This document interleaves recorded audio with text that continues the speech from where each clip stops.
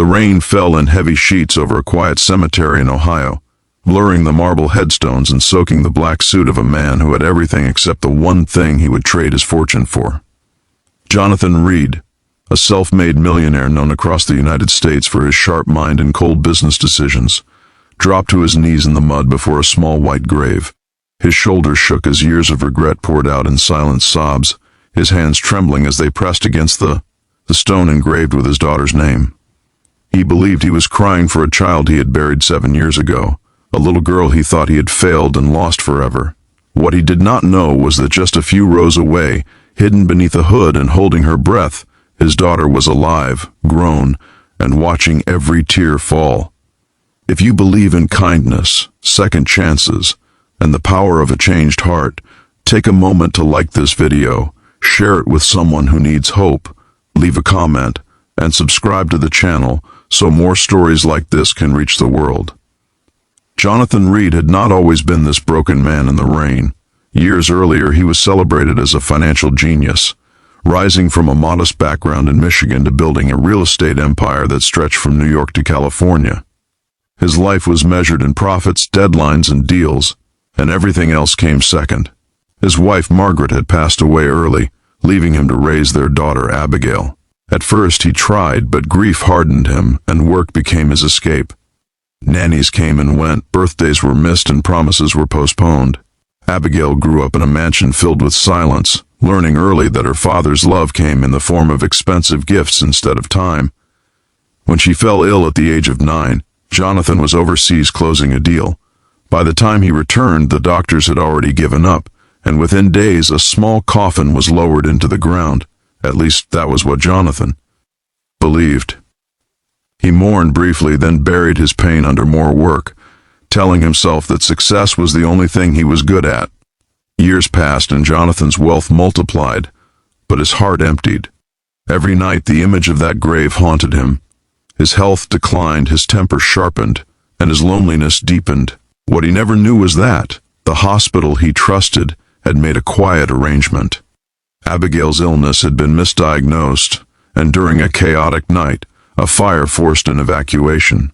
A compassionate nurse named Ruth Collins had found Abigail alive, barely breathing, and made a desperate decision.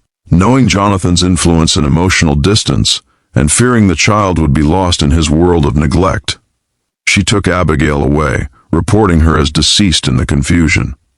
Ruth raised her in a small town in Pennsylvania, giving her a simple life filled with warmth, church on Sundays, and dinners at a crowded table. Abigail grew into a thoughtful young woman, aware of the truth but taught to forgive rather than hate. She watched her father from afar, through news articles and television screens, seeing the sadness in his eyes grow deeper each year. On the 7th anniversary of the grave, Abigail returned to Ohio. She stood at a distance as Jonathan arrived alone, carrying flowers with shaking hands. She saw a man who no longer looked powerful, but tired and defeated. As he collapsed before the headstone, something inside her broke open. This was not the cold man she remembered from childhood, but a father drowning in regret. Jonathan pressed his forehead against the stone, his body racked with sobs, his lips moving in silent apologies meant for a daughter he believed could never hear him. Abigail felt tears stream down her face as memories flooded back, not of abandonment, but of a man who had simply lost his way. She realized that both of them had been victims of grief, silence, and time. From that moment, things began to change, even though Jonathan did not yet know how. Abigail did not reveal herself right away. Instead, she began writing anonymous letters to Jonathan's company, speaking about forgiveness, family, and the importance of presence over success. Jonathan, exhausted and searching for meaning, read every word. Slowly, he started funding children's hospitals, reducing his workload, and visiting the grave more often, talking to the stone as if his daughter could hear him. Each visit softened him, reshaping his heart into something gentler. Abigail watched from a distance, seeing proof that people could change, even late in life. The man she once feared was becoming someone she could love again. As winter turned to spring, Jonathan's health worsened, and doctors warned him that stress and regret were destroying him. One afternoon, Abigail finally gathered the courage to step forward. She met him at the cemetery, standing quietly near the grave as he arrived. Jonathan felt a strange peace in her presence, unaware of why her face felt so familiar. As he knelt, Abigail stood behind him, placing a small wooden cross near the headstone, the same kind Ruth had once given her. In that moment, Jonathan's heart felt a warmth he had not known in years, as if forgiveness itself had entered the air. When he turned and saw her face fully, recognition struck him like lightning. The truth unfolded without words, through shared tears, trembling hands, and a love that refused to stay buried. Before this story ends, please leave a comment below and tell us where you are watching from, or simply write the word forgiveness if this journey speaks to you.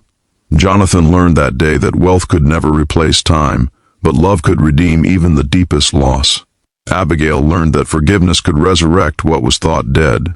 Together, they walked away from the grave, not as a billionaire and a ghost, but as a father and daughter given a miracle neither believed was possible. If this story touched your heart, reminded you of someone you love, or gave you hope that broken relationships can be healed, please like, share, and comment to help this message reach others who need it.